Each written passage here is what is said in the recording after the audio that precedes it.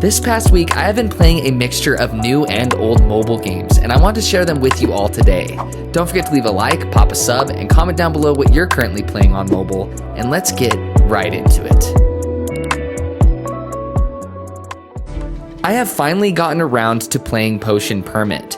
Now, this is kind of a cozy game in a way similar to games like Stardew Valley, or at least that's how it was described to me, and I kind of agree with this. You play as a town's doctor, and people will come into you feeling sick, or maybe they have a broken bone, and it's up to you to diagnose what's wrong and then fix that problem. And in order to brew your own potions, you have to go gather the ingredients. So it kind of feels like a mixture of a lot of different roguelikes I've played with a cozy game such as Stardew Valley. So I think all of the descriptions are valid, but this feels like it has way more direction and purpose to it than a lot of the other cozy games that I've not been able to get into. So if you're similar to me and this genre just doesn't click with you, I think Potion Permit might be the one that changes things. This next game was actually suggested by one of you guys, and it is Flying Tank. Now this is a shoot 'em up or a side-scrolling shoot 'em up game, and I was not expecting this to be so good. I thought it would be kind of just another decent shoot 'em up, but this does a lot of things differently, especially with the mobile platform itself, where the controls themselves are actually quite intuitive.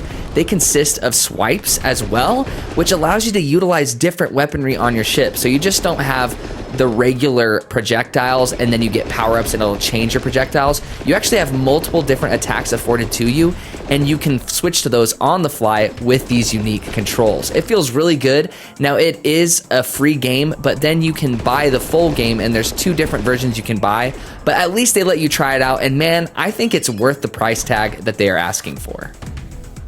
I've also been playing Spincraft. Now, if you guys didn't know, I played this way back in the day when it first released, and then it got taken off the App Store because they got new backers or new funding or something, and then they took this game more in a free-to-play route and then re-released it or released it as a brand new game, and that they did with the monetization. It has a few free-to-play shenanigans. They don't seem too obtrusive so far or intrusive so far, but it is unfortunate that they took it the free-to-play route, but I do think it's way more approachable for those of you who have not played this genre before. Luck Be a Landlord, it's still really approachable, but this one, the symbols just are simpler when they interact with each other. You can just understand them better. I think this is a great way to know if you like this genre, and then if you really like it and you get sick of the free-to-play shenanigans, then you can graduate to Luck Be a Landlord. Shout out to this game's developer for giving me a code to check this one out, and it is Adventure to Fate Lost Island.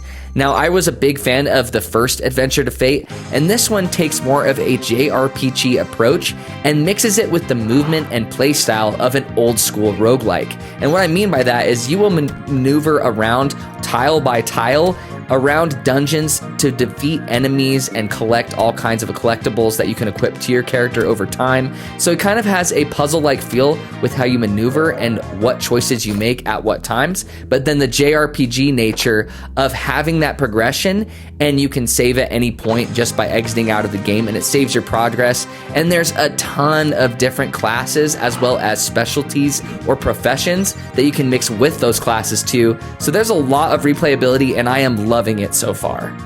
Last but not least, I have returned to playing Solitaire, and man, did I forget how much I adore this roguelike deck builder. Now, what truly makes it unique and what makes it so addicting is its solitaire-like battle mechanics when it comes to defeating enemies and bosses.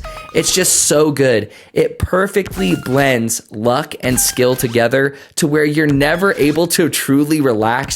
Anything can happen at any time, but you still feel like you can manipulate things in your favor at all times at the same time. It's very hard to describe, but there's a ton of content here, and it's truly great for that fact. I think this is either going to hit or miss for most people, because some people truly prefer more on the strategic side, but I love the luck-based factor in this because of those solitaire-like battle mechanics. So maybe you'll be like me and you'll come back to this game over and over again because of how good it is. Alright guys, those were 5 new and old mobile games that I've been playing recently. Don't forget to leave a like, pop a sub, and comment down below what you've been playing, because I might feature it in a future video like I did in this one. So don't be afraid, let me know. I always like trying them out. I hope you guys are staying safe, and take it easy.